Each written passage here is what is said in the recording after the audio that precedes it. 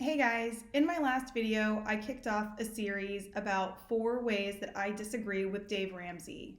I'll start by saying that I truly admire Dave Ramsey and that he has been the greatest influence on my personal financial journey, and his advice has truly shaped the way that my husband and I pursue our financial household. That being said, nobody's perfect and nobody is 100% agreeable all the time. There are 4 ways that I do strongly disagree with Dave Ramsey, and today I want to talk about the second one. Quickly though, hello, my name is Tina, and welcome to my channel. I do always ask you to picture what financial freedom looks like to you, because with a vision, you can set plans and goals that will get you there. And it'll get you there faster than you probably expect. If you're new, please feel free to subscribe so I can grow this YouTube tribe. And if you're returning, thank you so much. I really appreciate your support. Last time I spoke about separate accounts, and I gave several reasons why I feel it is okay and sometimes prudent to have separate accounts. Today I want to talk about budgeting. Budgeting is a way of establishing a financial plan, and it is extremely important to making financial progress. When you speak or listen to a Dave Ramsey coach, or you listen to Dave Ramsey himself, they are an advocate for a budgeting style called zero-based budgeting. The idea here is that every single dollar has a name. As a matter of fact, that's why the Dave Ramsey budgeting app that you can download a free version of, and it's a great app, by the way, I do strongly encourage people to use it, but it's called Every Dollar. The reason it's called Every Dollar is because every dollar needs to have a purpose. It needs to be given direction, and it needs to have a name associated to it. The value here is that you are giving guidance to every bit of resource that you have so that you can quickly accomplish your goals. That being said, there is another approach to budgeting, and this is one that I personally advocate. The other approach to budgeting is called budget templating. In a budget template, you don't account for every single dollar in every single month.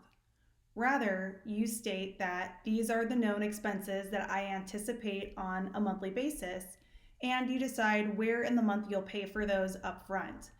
You may decide that your first paycheck is always going to cover your housing and your transportation. With that paycheck, you will always pay your mortgage payment, you'll pay your utilities, maybe you'll make your car payment and your car insurance. In your second paycheck, you may decide that this will be the paycheck that covers any gym memberships or daycare or any other expenses that you no longer have the room in your first paycheck to cover, now come out of your second paycheck. There is wiggle room built into your template so that you are never going to set aside money that is less than what you anticipate to spend. My gas and electric together never goes over maybe $250 a month.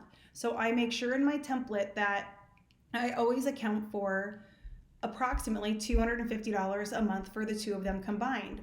Some months, my gas and electric combined will only go to $175. So what am I doing with that remaining money? What I personally do is I let that sit in the checking account as a cushion. In this way, I let that cushion grow so that if I go over on a specific category like groceries, I budget for $200 a week, but maybe that week we end up running out of a lot of paper products, or maybe that week we are out of toiletries. And so my food or grocery budget has actually gone to $250 that month. Leaving that little bit of cushion in my account gives me the flexibility in other budget categories to go over or go under as is necessary in a given month. I do reconcile in my checkbook on a monthly basis, so I'm never in a position where I'm not aware of how much cushion that I have. The reason I pursue it this way is because accounting for every single dollar is exhausting. It's powerful. You could and should do it if you're in a desperate situation where every single dollar has a significant influence in your financial well-being. But for someone like me who has overcome a lot of the debt burdens or all of the debt burdens, a budget template makes more sense. I will keep an eye on my cushion, and if it grows to a certain amount, I'll pull that money out and we'll do something with it. Maybe it's a weekend getaway. As a matter of fact, we're going to do one of those very shortly. We're going to take a weekend getaway to Tulsa. That is coming out of cushion money that I had let sit and accrue in that account for some time. And I've come to realize, I've got some wiggle room there. Let's go do something with it. I have spoken to a number of people about the way that they budget. For many of them, it is fair for me to say that those that are in a better financial position do not need to scrutinize every single dollar any longer. They did that when it was necessary and when it was prudent to do so, but because they're in a better financial position now, it's not required of them any longer. And therefore, they also lean toward the budget template approach.